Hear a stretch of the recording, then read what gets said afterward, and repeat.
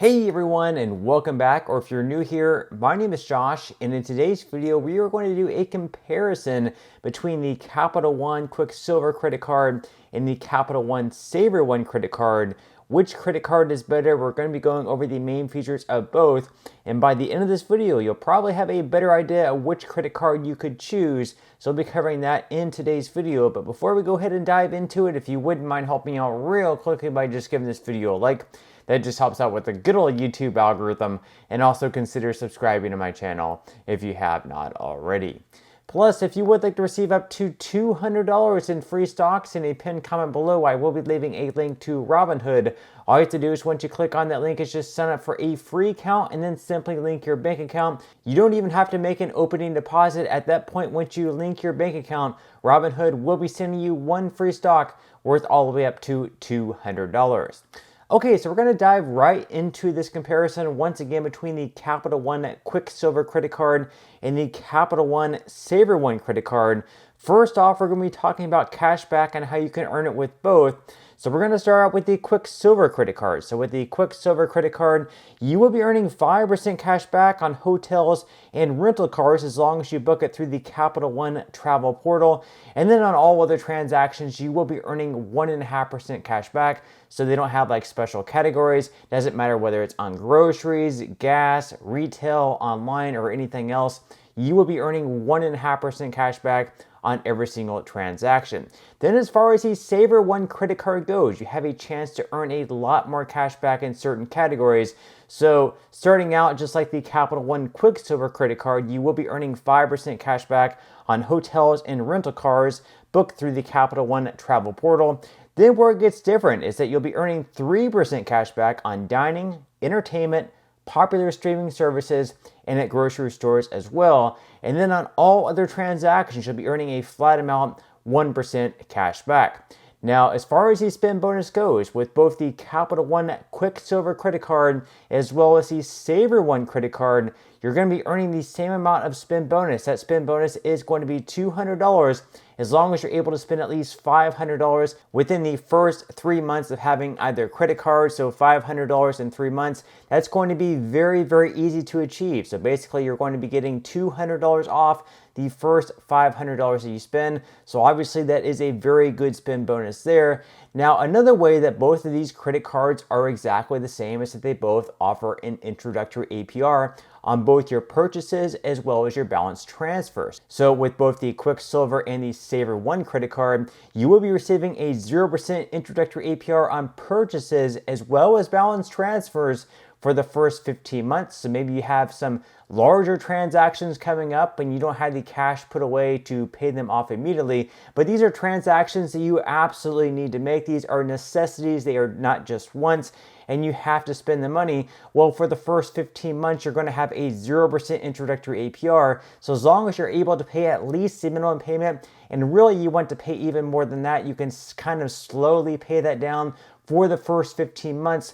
However, you'll definitely want to make sure that that balance is paid off in full by the end of the first 15 months, because after the first 15 months are up, your APR at that point is going to go up to anywhere between 19.99 to 29.99% based on your credit worthiness. So obviously you don't want to pay interest, so you will want to make sure that that balance is paid off in full. Then as far as a balance transfer goes, let's say for example you have another credit card right now where you have a rather large balance and you're paying a lot of interest on a month-to-month basis. Well, you could consider transferring the balance from that card over to this card, and for the first 15 months with either the Quicksilver or the SavorOne, you would have a 0% APR on that balance for the first 15 months. But just like the purchases, you will want to make sure that it is paid off before the 15 months are up, because after that, it is going to shoot up to anywhere between 19.99 to 29.99% based on your credit worthiness. Then another similarity between the two cards is that you're going to receive an Uber One benefit. So basically with this, you're going to be getting up to 6 months of complimentary Uber One membership. This is going to be through November 14th of 2024. So you'll definitely want to keep that in mind. With both these cards, you're also going to be receiving some other benefits as well. These are going to go with both the Quicksilver and the SavorOne. They are both the same. So just starting out, you're going to be receiving extended warranty protection at no charge on eligible items that are purchased with either credit card. You're also going to be receiving travel accident insurance for a covered loss at no extra charge when you use one of these cards to purchase your fare. You're also going to be receiving 50% off handcrafted beverages at Capital One cafes nationwide. You're also going to have $0 fraud liability, so whether you lose your Quicksilver card or whether you lose your SavorOne credit card, it falls out of your wallet or something like that, and someone picks up and spends hundreds or even thousands of dollars with it, thankfully you are not going to be held liable to pay for those charges because you did not authorize them. And then finally, you're also going to have access to Capital One Credit Wise's app, which you can anyways, and you can keep up to date with your credit score. So if you're trying to improve your credit score or trying to maintain it, use of the CreditWise app could be helpful in that regard. So now that we went over the main features with both the Quicksilver credit card and the SavorOne credit card, at this point in time, we're going to go ahead and dive into the APR and fees, which once again is going to be exactly the same. So starting out, your purchase APR, once again, is going to be 0% for the first 15 months. This is an introductory APR. Then after the first 15 months are up, it is going to shoot up to anywhere between 19.99 to 29.99% based on your credit worthiness. Then as far as balance transfers go, with both cards, once again, just like your purchases, you are going to have a 0% introductory APR for the first 15 months. Once that is up, however, it is going to shoot up to either 19.99, 26.24, or 29.99% based on your credit worthiness. Then as far as cash advances go, on this channel we usually recommend to stay far away from cash advances. This of course should not be considered financial advice, just my own personal reasons. Usually with them you have a very high interest rate, plus you have to pay a lot of fees as well.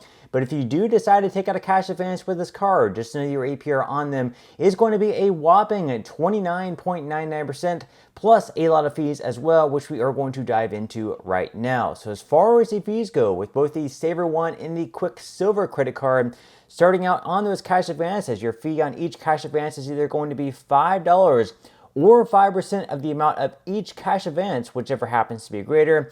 Then as far as balance transfers go, even though you will have a 0% introductory APR starting out for the first 15 months, you are going to have to pay a fee of either 3% if it posts to your account during the first 15 months. Then after that, it is going to be 4% of the amount of each transfer balance that posts to your account at a promotional APR that Capital One may offer you at any other time. However, if you're paying what your purchase APR ends up being for your balance transfer, at that time there would be no fees for your balance transfer. Then as far as late payment fees, with either card, your late payment fee is only going to be up to $8. Then as far as annual fees with both the Quicksilver credit card and the SavorOne credit card, with both cards, you do not have an annual fee, so that's definitely a benefit there as well. So as far as the differences go, as you can tell, there are a lot of similarities. The benefits are the same, your spend bonus is the same, your APR and fees are the same. The one main difference is going to be the cash back that you're going to be earning. So once again, with the SavorOne credit card, you're going to have those 3% cash back categories. Once again, those 3% cash back categories are dining, entertainment, popular streaming services, and at grocery stores as well. Whereas Quicksilver, across the board, you are going to be earning 1.5% cash back. So basically, with the Quicksilver is going to be the SavorOne on transactions like gas, retail stores, online transactions, utilities, and other things like that. Whereas with the SavorOne, you're going to get a higher benefit on those other categories like dining, entertainment, popular streaming services, and grocery stores, where you're going to be earning 3% cash back on those as opposed to just 1.5% cash back. So in the end, which credit card is better? Which one should you go with? Well, ultimately that's going to be up to you. In my opinion, at least, the SavorOne is better than the Quicksilver credit card. So what I would personally do is have the SavorOne credit card to use in those 3% cashback categories. And then on all other categories where you would normally only be earning 1% cash back with the SavorOne credit card, I would actually get another credit card where you'll be earning 2% cash back across the board, such as the Wells Fargo Active Cash credit card, the Citi Double Cash credit card, or the Fidelity Cashback credit card. All three of those credit cards are going to be earning you 2% cash back across the board, and they also do not have an annual fee either, so that would be the best combination, at least in my book. But that's all we have for this review. I certainly hope that you enjoyed and found value out of it. If you did, again, I would greatly appreciate it if you could give this video a like. Consider subscribing to my channel if you have not already, and I will see you in the next video.